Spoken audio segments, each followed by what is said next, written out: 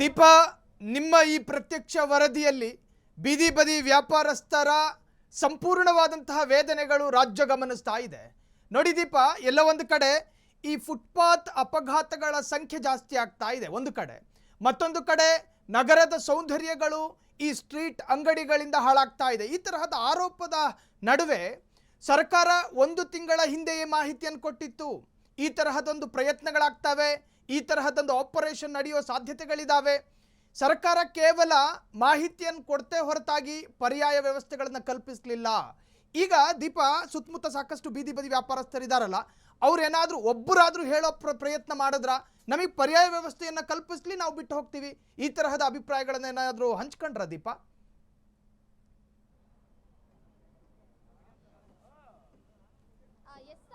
ಕೆಲ ವ್ಯಾಪಾರಿಗಳು ಕೂಡ ಹೇಳಿರುವಂತದ್ದು, ನಮಗೆ ಪರ್ಯಾಯ ವ್ಯವಸ್ಥೆಯನ್ನ ಮಾಡಿಕೊಡಿ, ನಾವು ಬೇರೆ ಕಡೆ ಹೋಗಿ ಕೆಲಸವನ್ನ ಮಾಡ್ತೀವಿ ಅನ್ನುವಂತಹ ಮಾತನ್ನು ಹೇಳಿದ್ದಾರೆ. ಆದ್ರೆ ಇನ್ನ ಕೆಲ ವ್ಯಾಪಾರಿಗಳು ಇಲ್ಲ, ನಮಗೆ ಬೇರೆ ಪರ್ಯಾಯ ವ್ಯವಸ್ಥೆ ಬೇಡ, ನಮಗೆ ಇಲ್ಲೇ ನಾವು ವ್ಯಾಪಾರವನ್ನ ಮಾಡ್ತೀವಿ, ಬೇರೆ ಕಡೆ ವ್ಯಾಪಾರವನ್ನ ಹಾಕೊಟ್ರೆ ಅಲ್ಲಿ ವ್ಯಾಪಾರ ಆಗುತ್ತೋ ಇಲ್ವೋ ಗೊತ್ತಿಲ್ಲ, ನಾವು ಜೀವನವನ್ನ ಹೇಗ್ ನಡೆಸೋದು, ನಮ್ಮ ಮಕ್ಕಳ ವಿದ್ಯಾಭ್ಯಾಸವನ್ನ ಹೇಗ್ ನೋಡ್ಕೊಳ್ಳೋದು, ಈಗ ಎಲ್ಲಾ ಬೆಲೆ ಕೂಡ ಏರಿಕೆ ಆಗಿರುವಂತ ಈ ಮಧ್ಯ ಈ ತೆರವನ್ನ ಮಾಡಿದ್ರೆ ನಾವು ಯಾವ ರೀತಿಯಾಗಿ ಜೀವನವನ್ನ ನಡೆಸೋದು, ಈ ರೀತಿಯಾಗಿ ಮಾತುಗಳನ್ನ ಅವರು ಆಕ್ರೋಶವನ್ನು ವ್ಯಕ್ತಪಡಿಸ್ತಾ ಇರ್ತದ್ದು.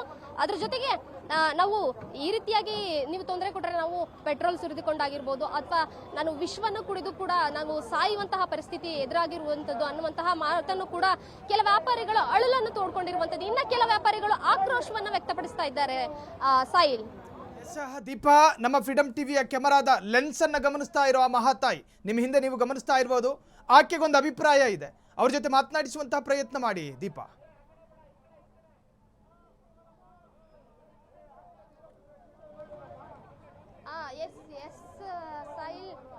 ಅಲ್ಲೂ ಕೂಡ JCB ಮಾತಾಡ್ತಾ ಇರುವಂತದ್ದು. ಸೊ ಈ ರೀತಿಯಾಗಿ ಇಲ್ಲಿ ಒಬ್ರು ಬೀದಿ ವ್ಯಾಪಾರಿ ಒಬ್ರು ಇದ್ದಾರೆ, ಬನ್ನಿ ಅವ್ರನ್ನ ಮಾತಾಡಿಸುವಂತಹ ಪ್ರಯತ್ನ ಮಾಡೋಣ. ಸರ್, ನೋವಾಗಿದೆ ಸರ್. ಮೇಡಮ್, ತುಂಬಾ ನೋವಾಗಿದೆ. ನಾವು ಎಷ್ಟು ವರ್ಷದಿಂದ ವ್ಯಾಪಾರ ಮಾಡ್ತಿದ್ದೀವಿ, ಫ್ರೂಟ್ ವ್ಯಾಪಾರ ಮಾಡ್ತೀವಿ, ಊಟದ ಅಂಗಡಿ ವ್ಯಾಪಾರ ಮಾಡ್ತೀವಿ, ನೈಟ್ ಟೀ ಅಂಗಡಿ ವ್ಯಾಪಾರ ಮಾಡ್ತಿದ್ದೀವಿ. ನಮ್ಮಿಂದ 3-4 ಮಕ್ಕಳಿದ್ದಾರೆ, ಅವ್ರು ನಮ್ಮಿಂದನೇ ಇಂಗ್ಲೀಷ್ ಮೀಡಿಯಂ ಓದ್ತಿದ್ದಾರೆ. ನಾಳೆ ಅವ್ರನ್ನ ಕನ್ನಡ ಮೀಡಿಯಂ ಹಾಕುವಂಥ ಪರಿಸ್ಥಿತಿ ಬಂದಿದೆ. ಅದು ಗೊತ್ತಿಲ್ಲ ಏನು ಥರ ಮಾಡಬೇಕು ಅಂತ. ಯಾರಿಗೆ ಹೇಳಿ? ಸಿದ್ದರಾಮಯ್ಯ ಸೂಪರ್ ಆಗಿದ್ರು. ಅದಕ್ಕಿಂತ ಮುಂಚೆ ಬಂದವರು ಏನು ನಮಗೆ ತೊಂದರೆನೇ ಮಾಡಿಲ್ಲ. ಈಗ ಇದು ಯಾವ ನ್ಯಾಯ ಇದು ಅದೇ ಗೊತ್ತಿಲ್ಲ.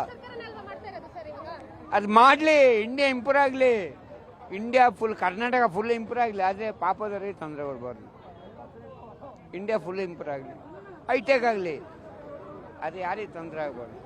ಮಕ್ಕಳು ರೋಡಿಗೆ ಬರಬಾರ್ದು ಅಷ್ಟೇ. ಸಾಯಿಲ್ ಅವರು ಕೂಡ ತಾವು ವ್ಯಾಪಾರವನ್ನ ಮಾಡೋದಕ್ಕೆ ಯಾವುದೇ ರೀತಿಯ ತೊಂದರೆಯನ್ನ ಮಾಡಬಾರ್ದು, ದಯವಿಟ್ಟು ನಮ್ಮ ಕಡೆ ಸ್ವಲ್ಪ ನೋಡಿ, ಯಾವುದೇ ತೊಂದರೆಯನ್ನ ನಾವು ಸಾರ್ವಜನಿಕರಿಗೆ ಮಾಡ್ತಿಲ್ಲ ಅನ್ನುವಂತಹ ಮಾತನ್ನ ಹೇಳ್ತಾ ಇರುವಂತದ್ದು ಸಾಯಿಲ್.